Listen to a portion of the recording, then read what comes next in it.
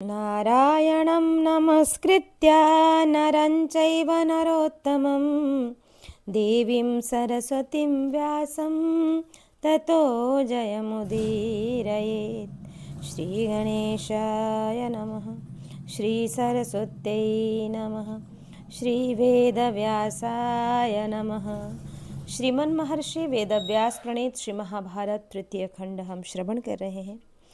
आज हम श्रवण करें सप्तपंचाशदधिकशततमोध्याय यानी 157वां अध्याय हम श्रवण करेंगे। इसमें युधिष्ठिर के द्वारा अपने सेनापतियों का अभिषेक, यदुवंशियों सहित बलराम जी का आगमन तथा पांडवों से विदा लेकर उनका तीर्थ यात्रा के लिए प्रस्थान।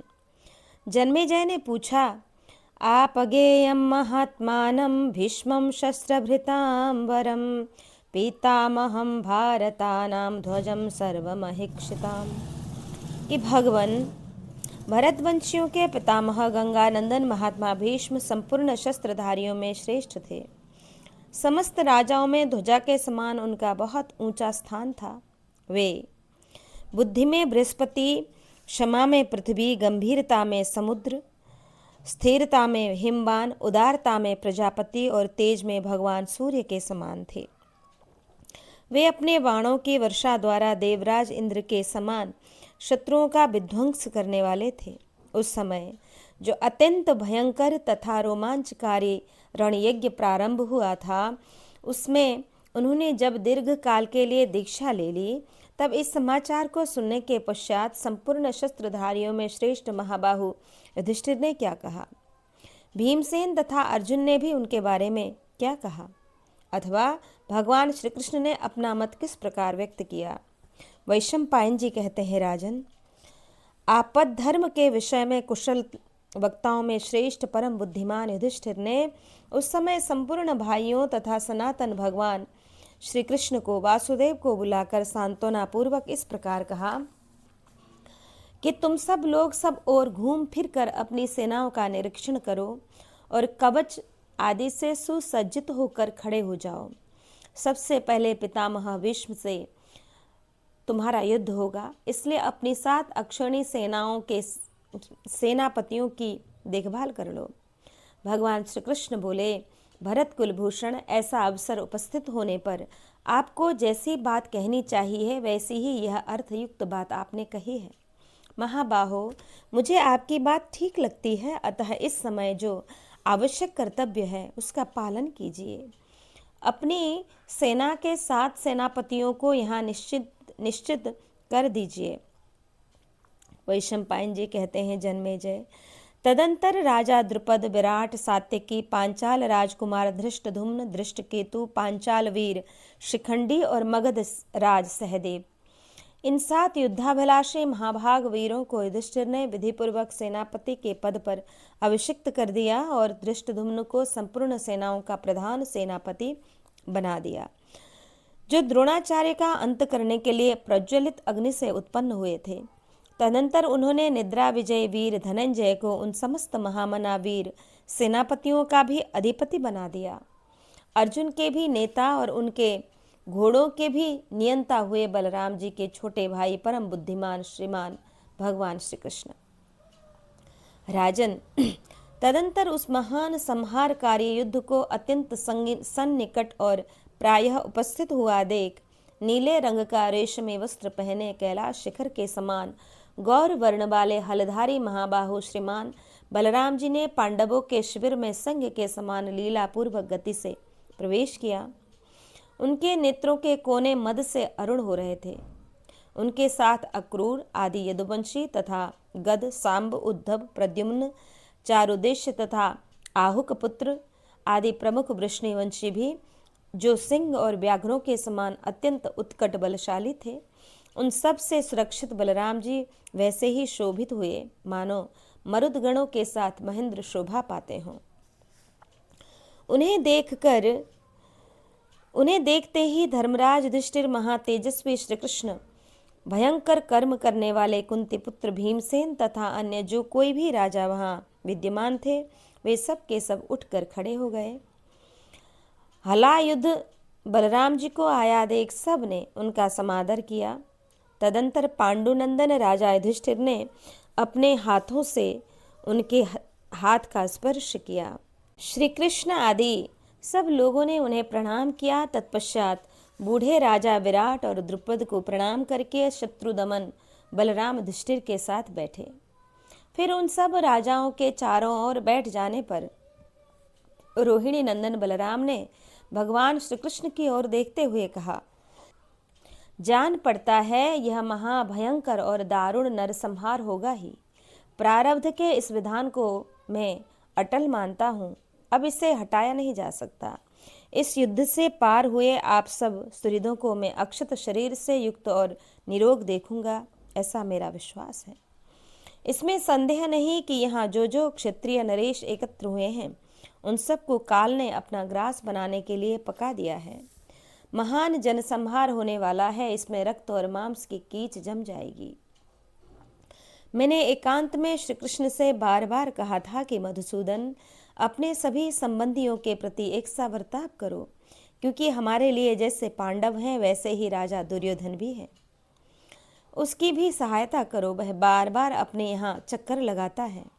परंतु युधिष्ठिर, तुम्हारे लिए ही मधुसूदन श्री कृष्ण ने मेरी उस बात को नहीं माना है। यह अर्जुन को देखकर सब प्रकार से उसी पर निछावर हो रहे हैं। मेरा निश्चित विश्वास है कि इस युद्ध में पांडवों की अवश्य विजय होंगी।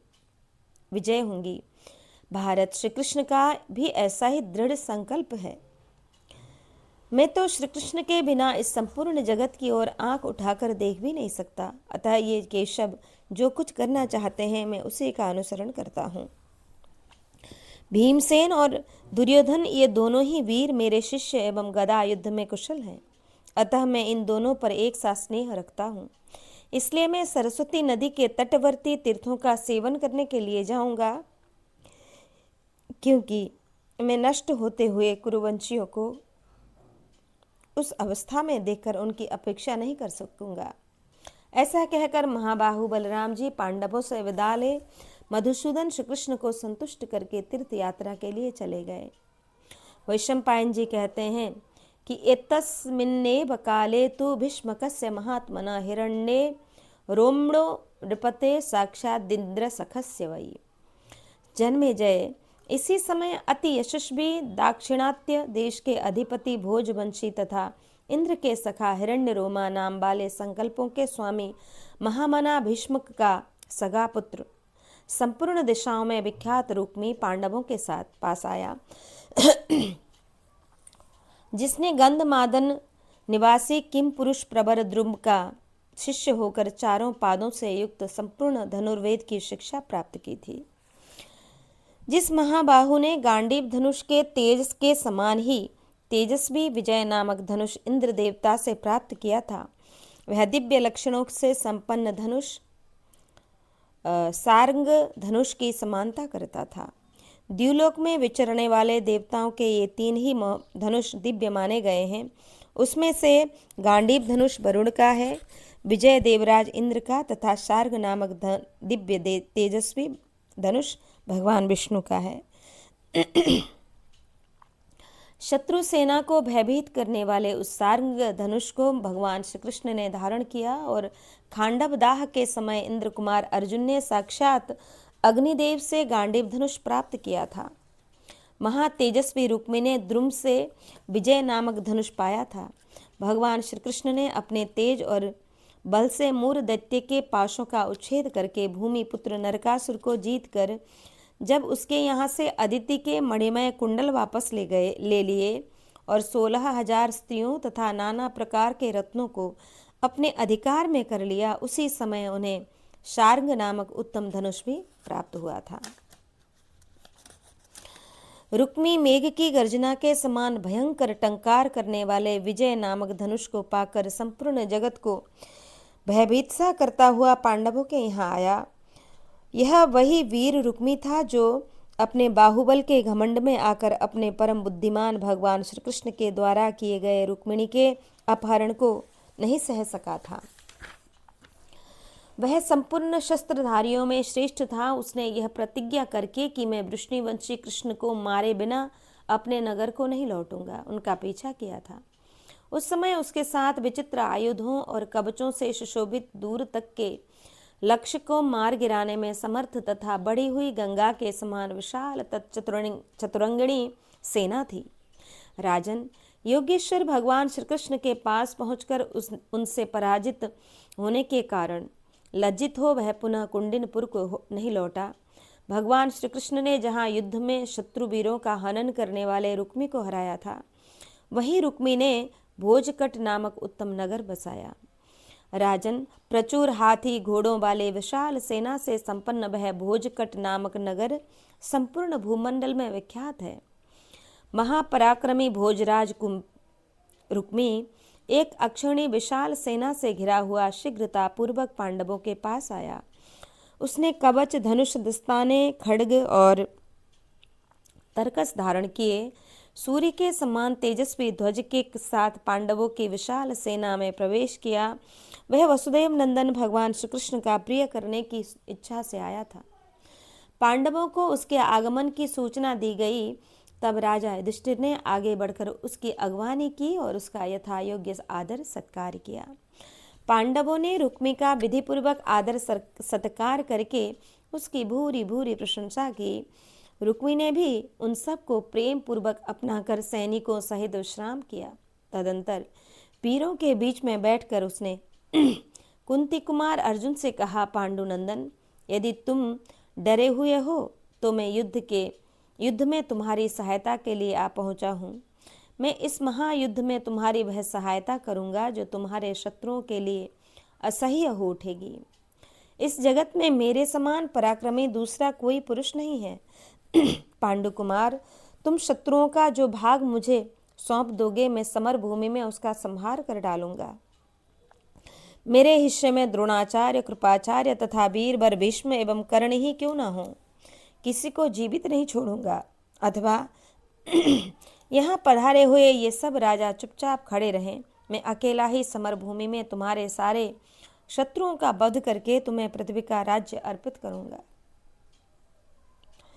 धर्मराज युधिष्ठिर तथा भगवान श्री कृष्ण के समीप अन्य सब राजाओं के सुनते हुए रुक्मी के ऐसा कहने पर परम बुद्धिमान कुंती पुत्र अर्जुन ने वसुदेव नंदन श्री कृष्ण और धर्मराज युधिष्ठिर की ओर देखते हुए मित्र भाव से हंसकर कहा, वीर, मैं कौरवों के कुल में उत्पन्न हुआ हूँ, विशेषतः महाराज पांडु का पुत्र हूँ। आचार्य द्रोण को अपना गुरु कहता हूँ और स्वयं उनका शिष्य कहलाता हूँ। इसके सिवा साक्षात भगवान श्री कृष्ण हमारे सहायक हैं और मैं अपने हाथ में गांडीव धनुष धारण करता हूँ। ऐसी स्थिति में मैं अपने आप को डरा हुआ कैसे कह सकता हूँ। वीरवर, कौरवों की घोष यात्रा के समय जब मैंने महाबली गंधर्वों के साथ युद्ध किया था, उस समय कौन सा मित्र मेरी सहायता के लिए आया था? खांडव वन में देवताओं और दानवों से परिपूर्ण भयंकर युद्ध में जब मैंने अपने प्रतिपक्षियों के साथ युद्ध कर रहा था, उस समय मेरा कौन सहायक था? जब निबात कवच तथा कालकीय नामक दानवों के साथ छिड़े हुए युद्ध में मैं अकेला ही लड़ रहा था, उस समय मेरी सहायता के लिए कौन आया था? इस प्रकार विराटनगर में जब कौरवों के साथ होने वाले संग्राम में मैं अकेला ही बहुत से वीरों के साथ युद्ध कर रहा था, उस समय मेरा सहायक कौन था? मैंने युद्ध में सफलता के लिए रुद्र, इंद्र, यम, कुबेर, वरुण, अग्नि, कृपाचार्य, द्रोणाचार्य तथा भगवान श्री कृष्ण की आराधना की है। मैं तेजस्वी, दृढ़ एवं दिव्य गांडीव धनुष धारण करता हूँ। मेरे पास अक्षय बाणों से भरे हुए तरकस मौजूद हैं और दिव्यास्त्रों के ज्ञान से मेरी शक्ति बढ़ी हुई है। नरश्रेष्ठ, फिर मेरे जैसा पुरुष साक्षात वज्रधारी इंद्र के सामने भी मैं डरा हुआ हूँ, यह सुयश का नाश करने वाला वचन कैसे कह सकता हूँ? महाबाहो, मैं डरा हुआ नहीं हूँ तथा मुझे सहायता की भी आवश्यकता नहीं है। आप अपनी इच्छा के अनुसार जैसा उचित समझे अन्यत्र चले जाइए या यहीं रहिए। वैशंपायन जी कहते हैं, भरत श्रेष्ठ, उन परम बुद्धिमान अर्जुन का यह वचन सुनकर रुक्मी अपनी सदृश समुद्र सदृश विशाल सेना को लौटाकर उसी प्रकार दुर्योधन के पास गया। दुर्योधन से मिलकर राजा रुक्मी ने उससे भी वैसी ही बातें कही। तब अपने को शूरवीर मानने वाले दुर्योधन ने भी उसकी सहायता लेने से इनकार कर दिया। महाराज, उस समय उस युद्ध से दो ही वीर अलग हो गए थे, एक तो वृष्णिवंशी रोहिणी नंदन बलराम और दूसरा रुक्मी। बलराम जी के तीर्थ यात्रा में और भीष्मक पुत्र रुक्मी के अपने नगर को चले जाने पर पांडवों ने पुनः गुप्त मंत्रणा के लिए बैठक की। भारत राजाओं से भरी हुई धर्मराज की वह सभा तारों और चंद्रमा से विचित्र शोभा धारण करने वाले आकाश की भांति सुशोभित हो रही थी। जन्मेजय ने पूछा कि तथा व्यूढ़ेस्वनीकेषु कुरुक्षेत्रे द्विजर्षभ किम कुर्वंश्च कुरुवः कालेनाभिप्रचोदितः। द्विजश्रेष्ठ, जब इस प्रकार कुरुक्षेत्र में सेनाएं मोर्चे बांधकर खड़ी हो गईं, तब काल प्रेरित कौरवों ने क्या किया? वैशंपायन जी कहते हैं, भरत कुलभूषण महाराज, जब वे सभी सेनाएं कुरुक्षेत्र में व्यूह रचना पूर्वक डट गई, तब धृतराष्ट्र ने संजय से कहा, संजय यहाँ आओ और कौरवों तथा पांडवों की सेना के पड़ाव पड़ जाने पर वहाँ जो कुछ हुआ हो वह सब मुझे पूर्ण रूप से बताओ। मैं तो समझता हूँ दैव ही प्रबल है, उसके सामने पुरुषार्थ व्यर्थ है, क्योंकि मैं युद्ध के दोषों को अच्छी तरह जानता हूँ। वे दोष भयंकर संहार उपस्थित करने वाले हैं, इस बात को भी मैं समझता हूँ। तथापि ठग विद्या के पंडित तथा कपट द्यूत करने वाले अपने पुत्र को न तो रोक सकता हूँ और न अपना हित साधन ही कर सकता हूँ।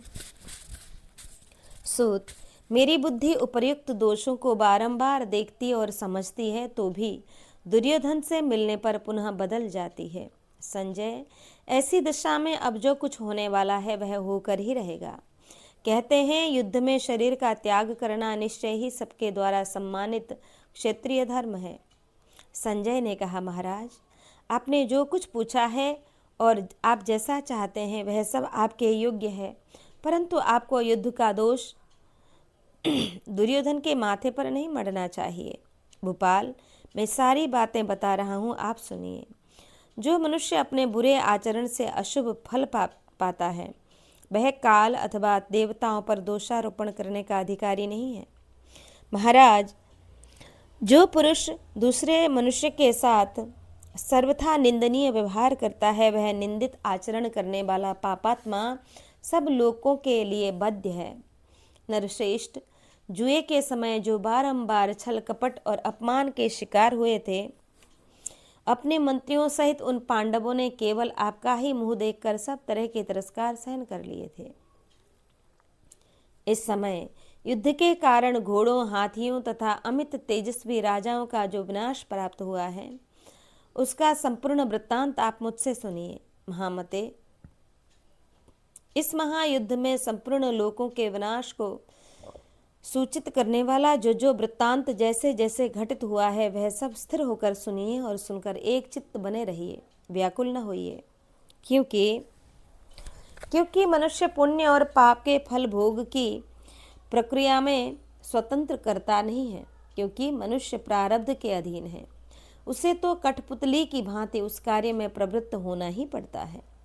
कोई ईश्वर की प्रेरणा से कार्य करते हैं, कुछ लोग आकस्मिक संयोगवश कर्मों में प्रवृत्त होते हैं तथा दूसरे लोग, बहुत से लोग अपने पूर्व कर्मों की प्रेरणा से कार्य करते हैं। इस प्रकार ये कार्य की त्रिविध अवस्थाएं देखी जाती हैं। इसलिए इस महान संकट में पड़कर आप स्थिर भाव से स्वच्छ चित्त होकर सारा वृत्तांत सुनिए।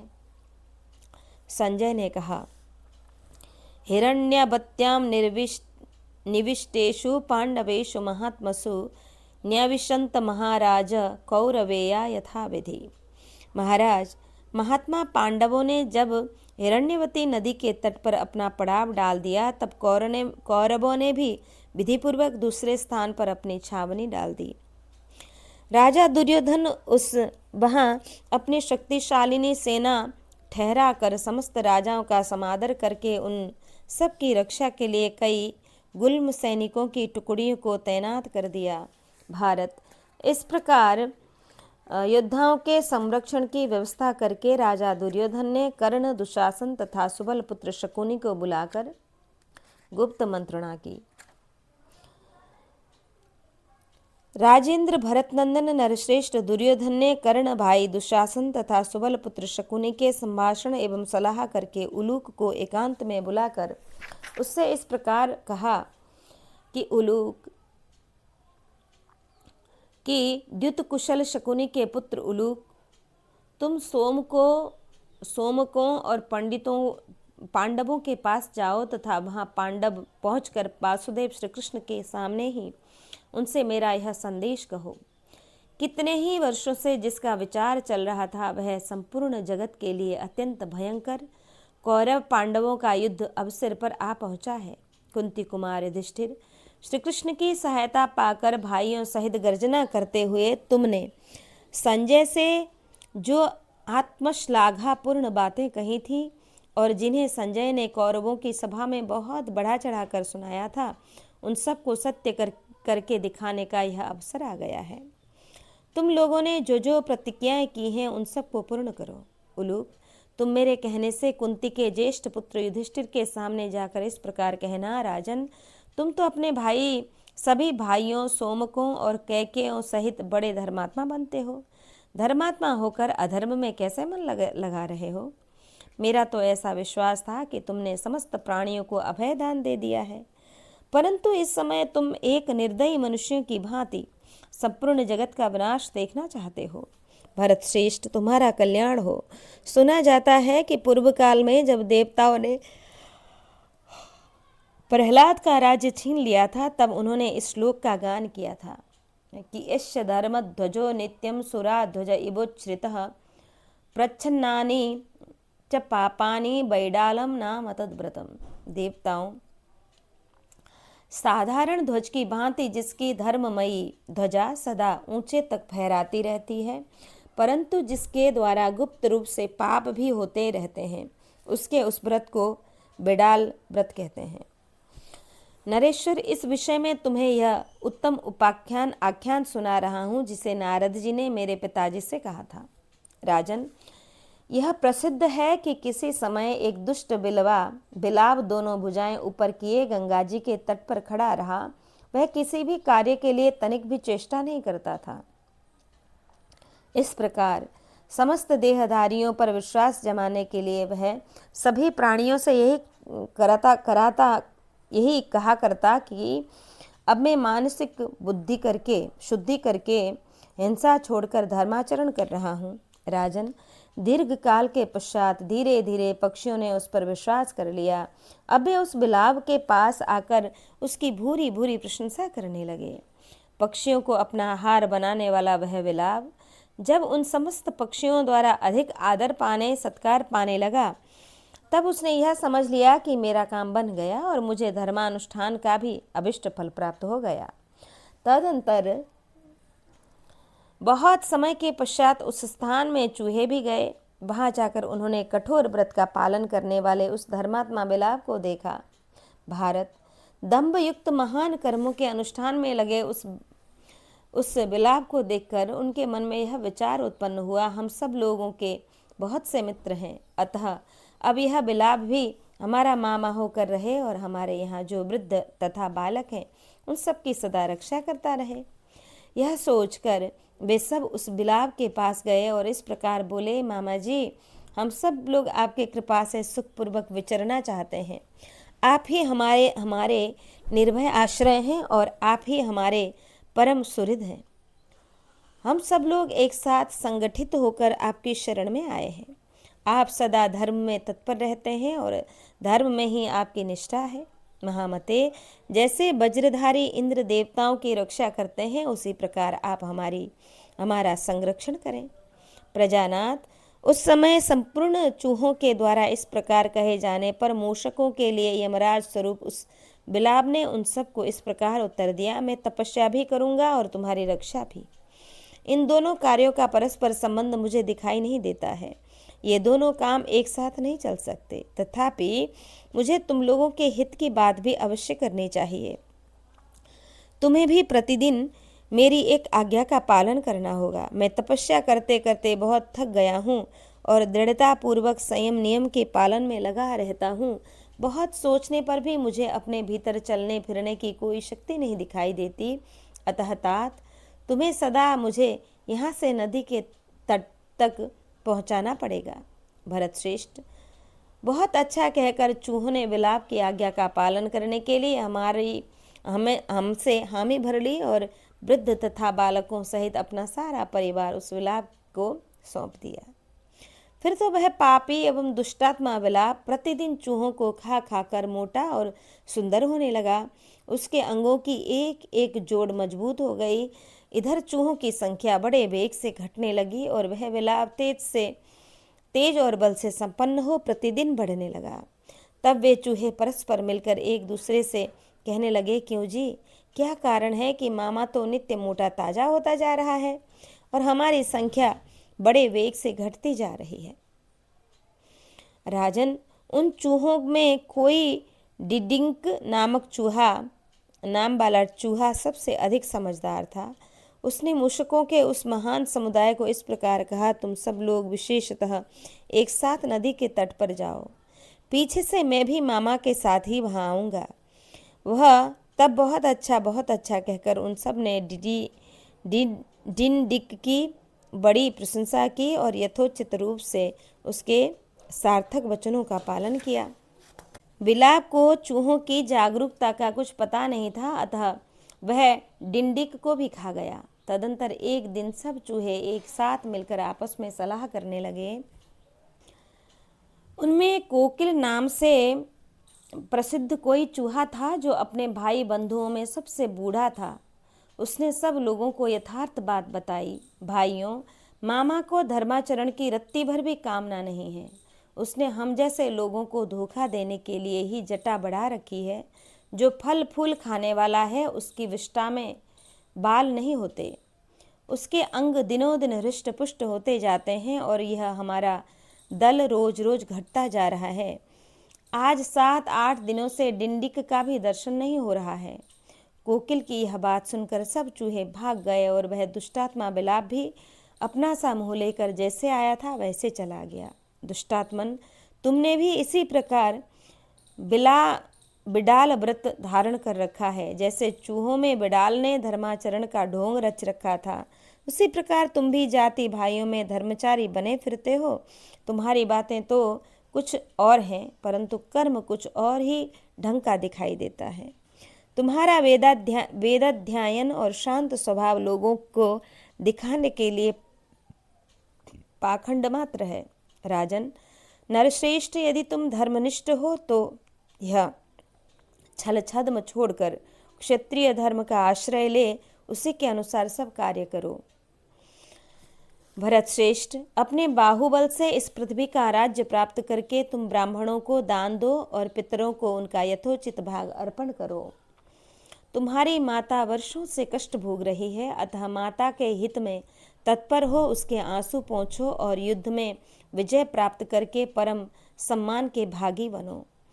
तुमने केवल 5 गांव मांगे थे, परंतु हमने प्रयत्न पूर्वक तुम्हारी वह मांग इसलिए ठुकरा दी है कि पांडवों को किसी प्रकार कुपित करें, जिससे संग्राम भूमि में उनके साथ युद्ध करने का अवसर प्राप्त हो। तुम्हारे लिए ही मैंने दुष्टात्मा विदुर का परित्याग कर दिया है। लाक्षागृह में अपने जलाए जाने की घटना का स्मरण करो और अब से भी मर्द बन जाओ। तुमने कौरव सभा में आए हुए श्री कृष्ण से जो यह संदेश दिलाया था कि राजन, मैं शांति और युद्ध दोनों के लिए तैयार हूँ। नरेश्वर, उस समर का यह उपयुक्त अवसर आ गया है। युधिष्ठिर, इसी के लिए मैंने यह सब कुछ किया है। भला क्षेत्रीय युद्ध से बढ़कर दूसरे किस भाव को, किस लाभ को महत्व देता है? इसके सिवा तुमने भी तो क्षत्रिय कुल में उत्पन्न होकर इस पृथ्वी पर बड़ी ख्याति प्राप्त की है। भरत श्रेष्ठ, द्रोणाचार्य और कृपाचार्य से अस्त्र विद्या प्राप्त करके जाति और बल में हमारे समान होते हुए भी तुमने वसुदेव नंदन श्री कृष्ण का आश्रय ले रखा है। फिर तुम्हें युद्ध से क्यों डरना या पीछे हटना चाहिए? उलूक, तुम पांडवों के समीप वासुदेव श्री कृष्ण से भी कहना, जनार्दन अब तुम पूरी तैयारी और तत्परता के साथ अपनी और पांडवों की भलाई के लिए मेरे साथ युद्ध करो। तुमने सभा में माया द्वारा जो विकट रूप बना लिया था, उसे पुनः उसी रूप में प्रकट करके अर्जुन के साथ मुझ पर धावा बोल दो। इंद्रजाल, माया अथवा भयानक कृत्य, ये युद्ध में हथियार उठाए हुए शूरवीर के क्रोध एवं सिंहनाद को और भी बढ़ा देता है। उसे डरा नहीं सकती। हम भी माया से आकाश में उड़ सकते हैं, अंतरिक्ष में जा सकते हैं तथा रसातल या इंद्रपुरी में भी प्रवेश कर सकते हैं। इतना ही नहीं, हम अपने शरीर में बहुत से रूप भी प्रकट करके दिखा सकते हैं, परंतु इन सब प्रदर्शनों से न तो अपने अभिष्ट की सिद्धि होती है और न अपना शत्रु ही मानवीय बुद्धि अर्थात भय को प्राप्त हो सकता है। एकमात्र विधाता ही अपने मानसिक संकल्प मात्र से समस्त प्राणियों को वश में कर लेता है। वार्ष्णेय, तुम जो यह कहा करते थे कि मैं युद्ध में धृतराष्ट्र के सभी पुत्रों को मरवाकर उनका सारा उत्तम राज्य कुंती के पुत्रों को दे दूंगा, तुम्हारा वह सारा भाषण संजय ने मुझे सुना दिया था। तुमने यह भी कहा था कि कौरवों में जिनका सहायक हूँ उन्हीं सव्यसाची अर्जुन के साथ तुम्हारा बैर बढ़ रहा है इत्यादि। अतः अब सत्य प्रतिज्ञ होकर पांडवों के लिए पराक्रमी बने रहो। युद्ध में अब प्रयत्न पूर्वक डट जाओ। जब तुम्हारी राह देखते हैं, हम तुम्हारी राह देखते हैं, अपने पुरुषत्व का परिचय दो। जो पुरुष शत्रु को अच्छी तरह समझ बूझ कर विशुद्ध पुरुषार्थ का आश्रय ले शत्रुओं को शोक मग्न कर देता है, वही श्रेष्ठ जीवन व्यतीत करता है। श्री कृष्ण, मैं देखता हूँ संसार में अकस्मात ही तुम्हारा महान यश फैल गया है, परंतु अब इस समय वास्तव में पुरुषत्व का चिन्ह धारण करने वाले हिजड़े ही हैं।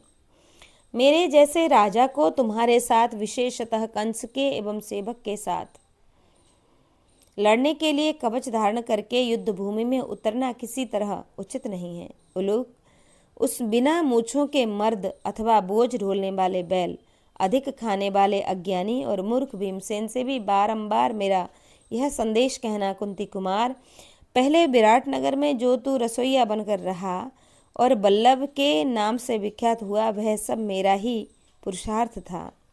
पहले कौरव सभा में तूने जो प्रतिज्ञा की थी वह मिथ्या नहीं होनी चाहिए। यदि तुझ में शक्ति हो तो आकर दुशासन का रक्त पी ले। कुंती कुमार, तुम जो कहा करते हो कि मैं युद्ध में धृतराष्ट्र के पुत्रों को वेग पूर्वक मार डालूंगा, उसका यह समय आ गया है। भारत, तुम निरे भोजन भट्ट हो, अतः अधिक खाने पीने में पुरस्कार पाने योग्य हो, किंतु कहाँ युद्ध और कहाँ भोजन। शक्ति हो तो युद्ध करो और नहीं और मर्द बनो। भारत, युद्ध भूमि में मेरे हाथ से मारे जाकर तुम गदा को छाती से लगाए सदा के लिए सो जाओगे। ब्रिकोदर, तुमने सभा में जाकर जो उछल कूद मचाई थी वह सब व्यर्थ ही है। उलूक, नकुल से भी कहना, भारत, तुम मेरे कहने से सब स्थिरतापूर्वक युद्ध करो। हम तुम्हारा पुरुषार्थ देखेंगे। तुम युधिष्ठिर के प्रति अपने अनुराग को मेरे प्रति बढ़ाते हुए द्वेष को तथा द्रौपदी के क्लेश को भी इन दिनों अच्छी तरह से याद कर लो। उलूक, तुम राजाओं के बीच सहदेव से भी मेरी यह बात कहना, पांडुनंदन, पहले के दिए हुए क्लेशों को याद कर लो और अब तत्पर होकर समर भूमि में युद्ध करो। तदंतर विराट और द्रुपद से भी मेरी ओर से कहना, विधाता ने जब से प्रजा की सृष्टि की है तभी से परम गुणवान सेवकों ने भी अपने स्वामियों की अच्छी तरह परख नहीं की, उनके गुण अवगुण को भलीभांति नहीं पहचाना। इसी प्रकार स्वामियों ने भी सेवकों को ठीक ठीक नहीं समझा। इसलिए युधिष्ठिर श्रद्धा के योग्य नहीं है, तो भी तुम दोनों उन्हें अपना राजा मानकर उनकी ओर से युद्ध के लिए यहाँ आए हो। इसलिए तुम सब लोग संगठित होकर मेरे वध के लिए प्रयत्न करो, अपनी और पांडवों की भलाई के लिए मेरे साथ युद्ध करो। फिर पांचाल कुमार धृष्टद्युम्न को भी मेरा यह संदेश सुनाना, राजकुमार, यह तुम्हारे योग्य समय प्राप्त हुआ है। तुम्हें आचार्य द्रोण अपने सामने ही मिल जाएंगे। समर भूमि में द्रोणाचार्य के सामने जाकर ही तुम यह जान सकोगे कि तुम्हारा उत्तम हित किस बात में है। जाओ, आओ, अपने सुहृदों के साथ रहकर युद्ध करो और गुरु के वध का अत्यंत दुष्कर परम पाप कर डालो। उलूक, इसके बाद तुम शिखंडी से भी मेरी यह बात कहना, धनुर्धारियों में श्रेष्ठ गंगापुत्र कुरुवंशी महाबाहु भीष्म तुम्हें स्त्री समझकर नहीं मारेंगे। इसलिए तुम अब निर्भय होकर युद्ध करना और समर भूमि में यत्नपूर्वक पराक्रम प्रकट करना, हम तुम्हारा पुरुषार्थ। ऐसा कहते कहते राजा दुर्योधन खिलखिलाकर हंसने लगा। तत्पश्चात उलूक से पुनः इस प्रकार बोला, उलूक, तुम वासुदेव नंदन श्री कृष्ण के सामने ही अर्जुन से पुनः इस प्रकार कहना कि वीर धनंजय, या तो तुम्हें हम लोगों के परास्त करके इस पृथ्वी का शासन करो, या हमारे ही हाथों से मारे जाकर रणभूमि में सदा के लिए सो जाओ। पांडुनंदन, राज्य से निर्वासित होने, वन में निवास करने तथा द्रौपदी के अपमानित होने के क्लेशों को याद करके अब भी तो मर्द बनो। क्षत्राणी जिसके लिए पुत्र पैदा करती है, वह सब प्रयोजन सिद्ध करने का यह समय आ गया है। तुम युद्ध में बल पराक्रम, उत्तम शौर्य, अस्त्र संचालन की फुर्ती और पुरुषार्थ दिखाते हुए अपने बढ़े हुए क्रोध को हमारे ऊपर प्रयोग करो, शांत कर लो। जिसे नाना प्रकार का क्लेश दिया गया हो, दक्षिण काल के लिए राज्य में निर्वासित किया गया हो तथा जिसे राज्य से वंचित किया गया हो, दीन भाव से जीवन बिताना पड़ा हो, ऐसे किस स्वाभिमानी पुरुष का हृदय विदीर्ण नहीं हो जाएगा। जो उत्तम कुल में उत्पन्न शूरवीर तथा पराय धन के प्रति लोभ न रखने वाला हो, उसके राज्य को यदि कोई दबा बैठा हो तो वह किस वीर को क्रोध को उद्दीप्त न कर देगा। तुमने जो बड़ी बड़ी बातें कही हैं, उन्हें कार्य रूप में परिणत करके दिखाओ। जो क्रिया द्वारा कुछ न करके केवल मुंह से बातें बनाता है, उसे सज्जन पुरुष कायर मानते हैं। तुम्हारा स्थान और तुम्हारा शत्रुओं के हाथ में पड़ा है, उसका पुनरुद्धार करो। युद्ध की इच्छा रखने वाले पुरुषों के लिए ये दो ही प्रयोजन होते हैं, अतः उनकी सिद्धि के लिए पुरुषार्थ करो। तुम जुए में पराजित हुए और तुम्हारी स्त्री द्रौपदी को जल सभा में लाया गया। अपने पुरुष मानने वाले अपने किसी भी मनुष्य को इन बातों के लिए भी अमर्ष हो सकता था। तुम 12 वर्षों तक राज्य से निर्वासित होकर वन में रहे हो और 1 वर्ष तक तुम्हें विराट का दास होकर रहना पड़ा है। पांडुनंदन, राज्य से निर्वासन का वनवास और द्रौपदी के अपमान का क्लेश याद करके तो मर्द बन जाओ। हम लोगों पर बार बार तुम लोगों की प्रति अप्रिय वचन कहते हैं। तुम हमारे ऊपर अपना अमर्ष तो दिखाओ, क्योंकि अधर्म ही पौरुष है। यहाँ लोग संपूर्ण क्रोध, बल, वीर्य, ज्ञान, योग और अस्त्र चलाने की फुर्ती आदि गुणों को देखे और युद्ध करो और अपने पुरुषत्व का परिचय दो। अब लोहमय शस्त्र अस्त्रों से बाहर निकल कर तैयार करने का प्रयत्न करो। करने का कार्य पूरा हो चुका है। कुरुक्षेत्र की कीच भी सूख गई है। तुम्हारे घोड़े खूब हृष्ट पुष्ट हैं और सैनिकों का भी तुमने अच्छी तरह पालन पोषण किया है। अतः कल सवेरे ही श्री कृष्ण के साथ युद्ध करो। अभी युद्ध में भीष्म जी के साथ मुठभेड़ किए बिना तुम क्यों अपनी झूठी प्रशंसा करते हो? कुंती नंदन, जैसे कोई शक्तिहीन एवं मंद बुद्धि पुरुष गंधमादन पर्वत पर चढ़ना चाहता हो, उसी प्रकार तुम भी अपनी झूठी बड़ाई करते हो। मिथ्या आत्म प्रशंसा करके पुरुषत्व बनो।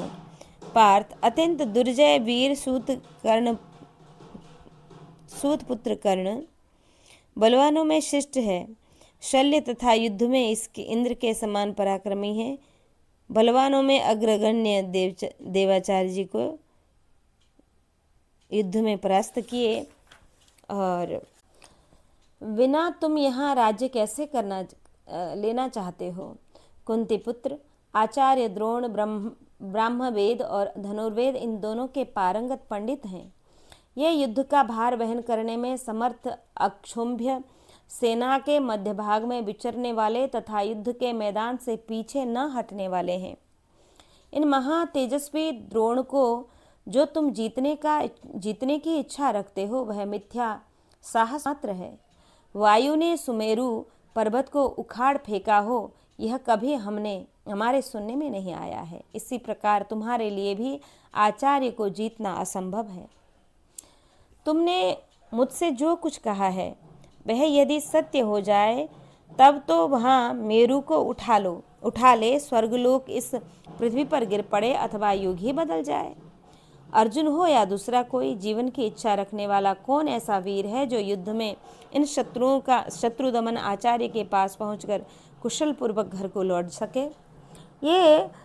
ये दोनों द्रोण और भीष्म जिसे मारने का निश्चय कर लें अथवा उनके भयानक अस्त्र आदि से जिसके शरीर का स्पर्श हो जाए, ऐसा कोई भूतल निवासी मरण धर्मा मनुष्य युद्ध में जीवित कैसे बच सकता है? जैसे देवता स्वर्ग की रक्षा करते हैं, उसी प्रकार पूर्व, पश्चिम, दक्षिण और उत्तर इन दिशाओं के नरेश तथा कंबोज, शक, खश, शाल्ब, मत्स्य, कुरु और मध्य प्रदेश के सैनिक एवं म्लेच्छ, पुलिंद, द्रविड़, आंध्र और कांची देशीय योद्धा जिस सेना की रक्षा करते हैं, देवताओं की सेना के समान दुर्धर्ष एवं संगठित हैं। कौरव राज की समुद्र तुल्य उस सेना को क्या तुम कूप मंडूक की भांति अच्छी तरह समझ नहीं पाते? ओ अल्प बुद्धि मूढ़ अर्जुन, जिसका वेग युद्ध काल में गंगा के वेग के समान बढ़ जाता है और जिसे पार करना असंभव है। नाना प्रकार के जनसमुदाय से भरी हुई मेरी उस विशाल वाहिनी के साथ तथा गज सेना के बीच में खड़े हुए मुझ दुर्योधन के साथ भी तुम युद्ध की इच्छा कैसे रखते हो? भारत, हम अच्छी तरह जानते हैं कि तुम्हारे पास अक्षय बाणों से भरे हुए 2 तरकस हैं। अग्निदेव का दिया हुआ दिव्य रथ है और युद्ध काल में उस पर दिव्य ध्वजा फहराने लगती है। अर्जुन, बातें न बनाकर युद्ध करो, बहुत शेखी क्यों बघारते हो? विभिन्न प्रकारों से युद्ध करने पर ही राज्य की सिद्धि हो सकती है। झूठी आत्म प्रशंसा करने से इस कार्य में सफलता नहीं प्राप्त होती। धनंजय, यदि जगत में अपनी झूठी प्रशंसा करने से ही अभिष्ट कार्य की सिद्धि हो जाती, तब तो हम लोग सिद्ध काम हो जाते, क्योंकि बातें बनाने में कौन दरिद्र और दुर्बल होगा। मैं जानता हूँ कि तुम्हारे सहायक वासुदेव नंदन श्री कृष्ण हैं।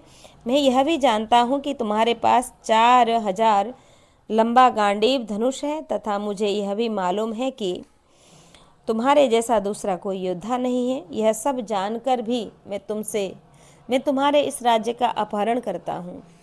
कोई भी मनुष्य नाम मात्र से धर्म द्वारा सिद्धि नहीं पाता। केवल विधाता ही मानसिक संकल्प मात्र से सबको अपने अनुकूल और अधीन कर लेता है। तुम रोते बिलखते रह गए और मैंने 13 वर्षों तक तुम्हारा राज्य भोगा।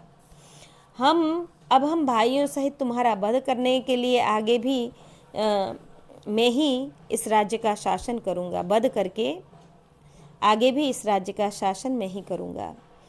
दास अर्जुन, जब तुम जुए के दाव पर जीत लिए गए उस समय तुम्हारा गांडीव धनुष कहाँ था? भीमसेन का बल भी उस समय कहाँ चला गया था? गदाधारी भीमसेन अथवा गांडीवधारी अर्जुन से भी उस समय सती साध्वी द्रौपदी का सहारा लिए बिना तुम लोगों का दासभाव से उद्धार न हो सका। तुम सब लोग अमनुष्योचित दीन दशा को प्राप्त हो दास भाव में स्थित हो थे। उस समय द्रुपद कुमारी कृष्णा ने ही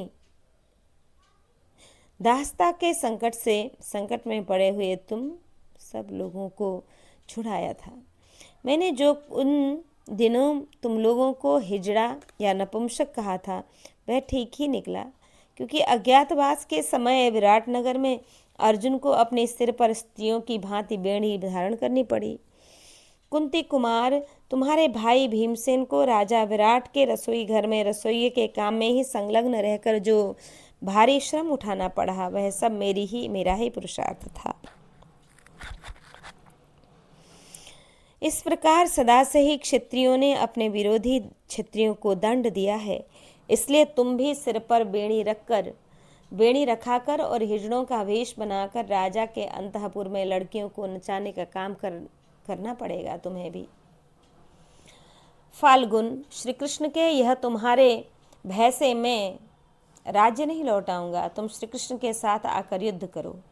माया, इंद्रजाल अथवा भयानक छलना संग्राम भूमि में हथियार उठाए हुए वीर को क्रोध और सिंहनाद को ही बढ़ाती है, उसे भयभीत नहीं करती है। हजारों श्री कृष्ण और सैकड़ों अर्जुन भी अमोघ बाणों वाले मुझ वीर के पास आकर दसों दिशाओं में भाग जाएंगे। तुम भीष्म के साथ युद्ध करो या सिर से पहाड़ फोड़ो या सैनिकों के अत्यंत गहरे महासागर को दोनों बाहों से तैर कर पार करो। हमारे सैन्य रूपी महासमुद्र में कृपाचार्य तथा मत्स्य के समान है, महामत्स्य समान। बिंबिशति उसके भीतर रहने वाला महान सर्प है।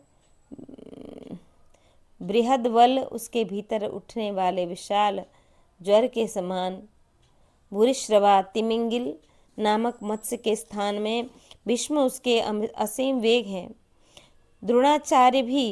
द्रोणाचार्य रूपी ग्राह के होने से इन सैन्य सागर में प्रवेश करना अत्यंत दुष्कर है। कर्ण और शल्य क्रमशः मत्स्य तथा आवर्त का समूह बनाते हैं, कासा काम करते हैं और काम्बोद राज दक्षिण इसमें मिलित हैं। शल्य मत्स्य हैं, सुषेण और चित्रायुध नाग और मकर के समान है। जयद्रथ पर्वत हैं, पुरुमित्र उसकी गंभीरता है। दुर्मर्शन जल है और शकुनी झरने का काम देता है। भांति भांति के शस्त्र इन सैन्य सागर के जल में शल्य मत्स्य हैं, सुषेण और चित्रायुध नाग और मकर के समान है। जयद्रथ पर्वत है, पुरुमित्र उसकी गंभीरता है। दुर्मर्शन जल है और शकुनी प्रपात झरने का काम देता है। भांति भांति के अस्त्र इस सैन्य सागर के जल प्रवाह में हैं। यह अक्षय होने के साथ ही खूब बढ़ा हुआ है। इसमें प्रवेश करने पर अधिक श्रम के कारण जब तुम्हारी चेतना नष्ट हो जाएगी, तुम्हारे समस्त बंधु मार दिए जाएंगे। उस समय तुम्हारे मन को बड़ा संताप होगा। पार्थ, जैसे अपवित्र मनुष्य का मन स्वर्ग की ओर से निवृत्त हो जाता है, क्योंकि उसके लिए स्वार्थ का समय उसके लिए स्वर्ग की प्राप्ति असंभव है, इस प्रकार तुम्हारा मन भी उस समय इस पृथ्वी पर राज्य शासन करने से निराश होकर निवृत्त हो जाएगा। अर्जुन, शांत होकर बैठ जाओ। राज्य तुम्हारे लिए अत्यंत दुर्लभ है। जिसने तपस्या नहीं की है वह जैसे स्वर्ग पाना चाहे, उसी प्रकार तुमने भी राज्य की अभिलाषा की है।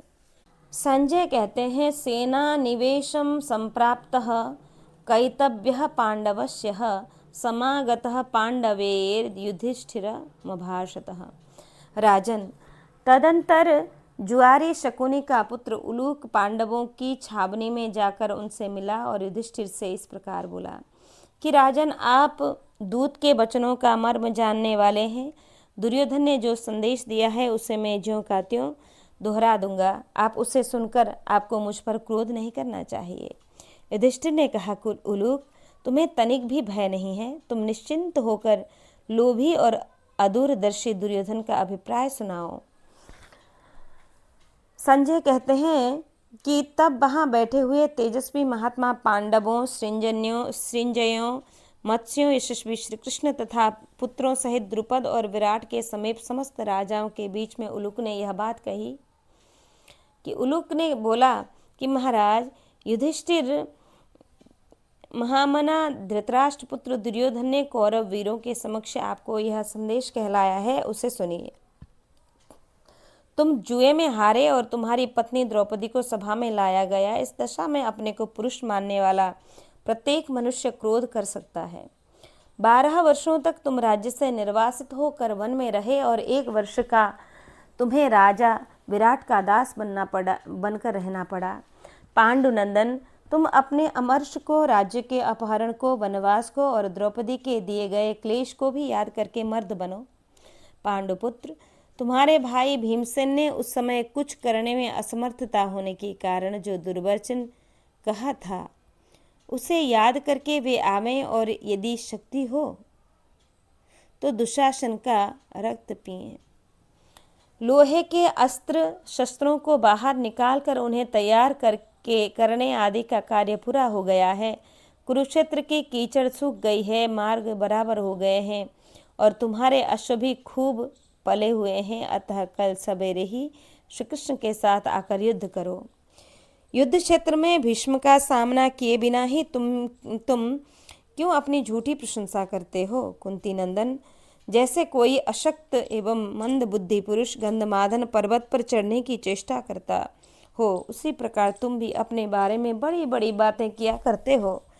बातें न बनाओ, पुरुष बनो, पुरुषत्व का परिचय दो। पार्थ, अत्यंत दुर्जय वीर शूतपुत्र कर्ण, बलवानों में श्रेष्ठ शल्य तथा युद्ध में सचिपति इंद्र के समान पराक्रमी महाबली द्रोण को युद्ध में जीते बिना तुम यहाँ राज्य कैसे लेना चाहते हो? आचार्य द्रोण ब्रह्मवेद और धनुर्वेद दोनों के पारंगत पंडित हैं।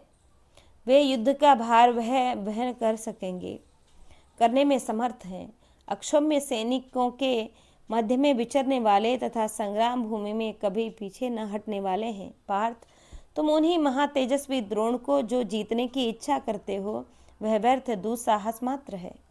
वायु ने कभी सुमेरु पर्वत को उखाड़ फेंका हो, यह हमने कभी सुना नहीं है। तुम जैसा मुझसे कहते हो वैसा ही यदि संभव हो जाए, तब तो वायु भी सुमेरु पर्वत को उठा ले, स्वर्गलोक पृथ्वी पर गिर पड़े अथवा युग ही बदल जाए। जीवित रहने की इच्छा वाला कौन ऐसा हाथी सवार, घुड़सवार अथवा रथी है जो इन शत्रु मर्दन द्रोण से भिड़ कर कुशल पूर्वक अपने घर को लौट सके? भीष्म और द्रोण ने जिसे मारना निश्चय किया है, अथवा जो युद्ध में इनके भयंकर अस्त्रों से छू गया हो, ऐसा कौन भूतल निवासी जीवित बच सकता है?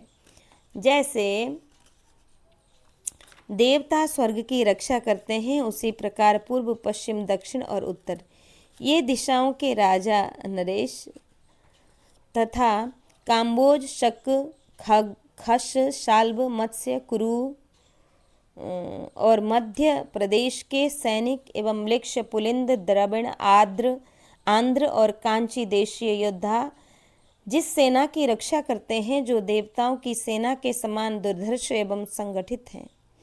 कौरवराज की उस समुद्र तुल्य सेना को क्या तुम कूपमंडूक की भांति अच्छी तरह समझ नहीं पाते?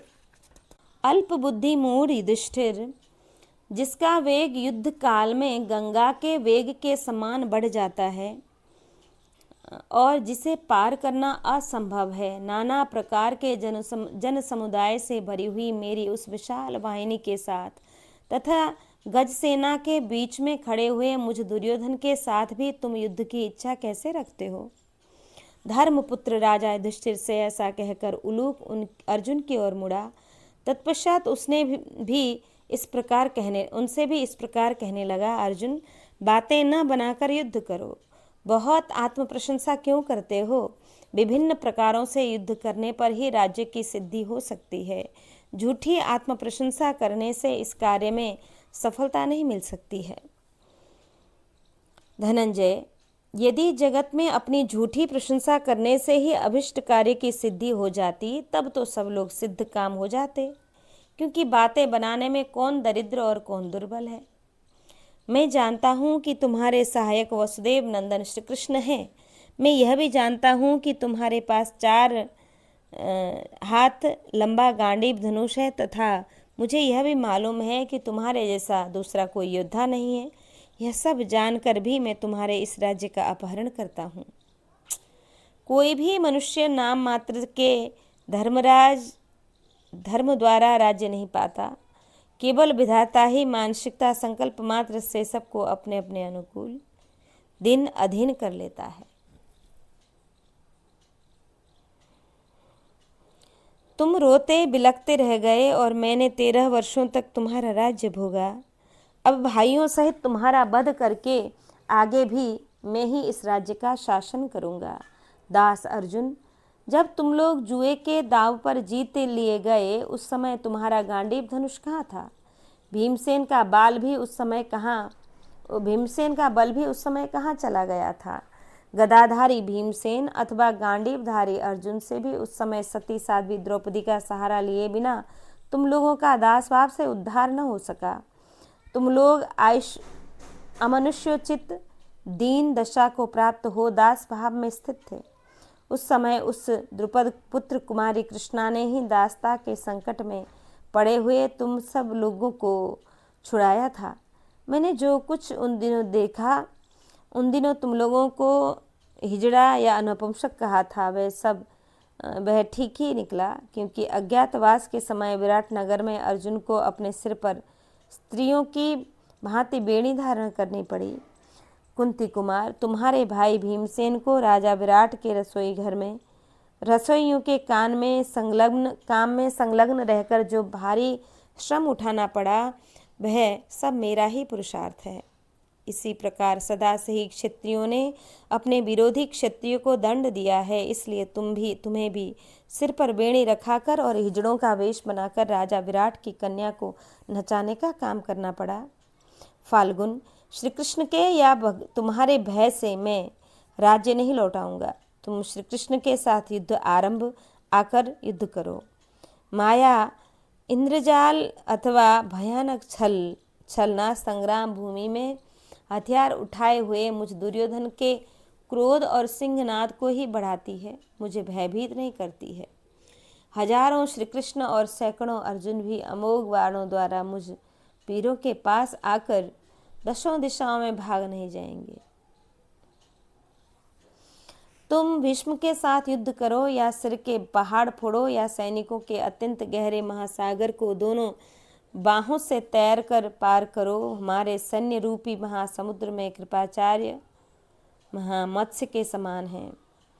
वे विविंशति उसके भीतर रहने वाले ज्वर के समान हैं। भूरिश्रवा तिमिंगिल नामक मत्स्य के स्थान में है। भीष्म उसके असीम वेग हैं। द्रोणाचार्य रूपी ग्राह के होने से इस सैन्य सागर में प्रवेश करना अत्यंत दुष्कर है। कर्ण और शल्य मत्स्य तथा आवर्त भंवर का काम करते हैं और काम्बोद राज सुदक्षिणा इसमें बड़वानल है। दुशासन इसके तीव्र प्रहार के समान है। शल और शल्य मत्स्य हैं। सुषेण और चित्रायुध नाग और मकर के समान है। जयद्रथ पर्वत है। पुरुमित्र उसकी गंभीरता है। दुर्गम स्थान और शकुनी प्रपात झरने का काम देता है। भांति भांति के अस्त्र शस्त्र इस सैनिक सागर में जल प्रवाह है। यह अक्षय होने के कारण ही खूब बड़ा हुआ है। इसमें प्रवेश करने पर अधिक श्रम के कारण जब तुम्हारी चेतना नष्ट हो जाएगी, तुम्हारे समस्त बंधु मार दिए जाएंगे, उस समय तुम्हारे मन को बड़ी शांति मिलेगी। पार्थ, जैसे अपवित्र मनुष्य का मन स्वर्ग की ओर से निवृत्त हो जाता है, क्योंकि उसके लिए स्वर्ग की प्राप्ति असंभव है, क्योंकि उसी प्रकार तुम्हारा मन भी उस समय उस पृथ्वी के राज्य शासन से निराश होकर निवृत्त तुम्हारे ही लिए अत्यंत दुर्लभ होगा। जिसने तपस्या नहीं की है वह जैसे स्वर्ग पाना चाहता है, उसी प्रकार तुमने भी राज्य की अभिलाषा नहीं की है। इस प्रकार श्री महाभारत उद्योग पर्व के अंतर्गत उलूक दूतागमन पर्व में उलूक वाक्य विषयक 161वां अध्याय यहाँ पूर्ण हुआ। आज के पारायण को श्री ठाकुर जी के चरण में अर्पित कर आज हम यहाँ विश्राम लेंगे। जय जय श्री राधे श्याम। दुशासनौघा शलकल्य मत्स्यं सुशिष्ण चित्रान यदम्बम्।